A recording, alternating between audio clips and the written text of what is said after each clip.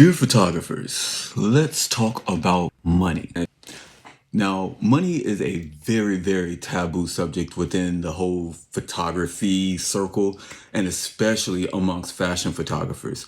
You can go on YouTube right now, go through any of those photography accounts and channels, and you're going to be hard pressed to find anyone actually talking about the money side of things. Now, they'll talk about the technical part of photography, and they do a lot of talking about that kind of stuff, but that's important, but nowhere near as important as making sure your money is good.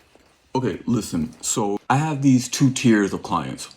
One are the commercial clients. The other one are your independent clients. Your commercial clients, that's what you really want. You don't know that yet. Trust me, you do. These commercial clients are not that exciting. They're not that creative, but the pay is lucrative because we're dealing with licensing here. We're dealing with contracts here. Now, the independent clients, those are way more creative and usually more fun. And most of the time, you're going to have more creative freedom when it comes to those independent jobs. When I say independent, that just means that it's usually a brand or a company that is founder owned and they're funding everything themselves, right? They can't pay a lot. Usually these clients are within the range of $1,000 up to $5,000 is what they usually are paying their photographers. Your commercial clients, now, totally different ball game here.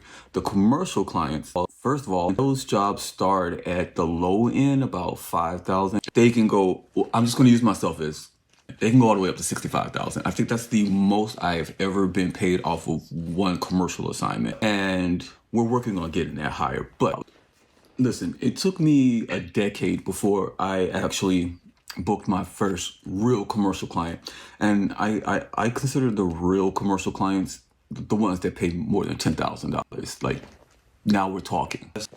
Okay, so there's only so much that I can go into within 3 minutes, but I'm going to be breaking this stuff down like intricately at the upcoming masterclass. Once we take care of the money end of things, that leads to freedom. Once we have freedom, we can start to create the images that actually set our soul on fire. And once we're creating from that vibration, I feel like that is what's going to leave the impact for, one, our legacy, two, for the world, because the world needs your photography. The world needs your perspective on society, on creation, on life, on all of it.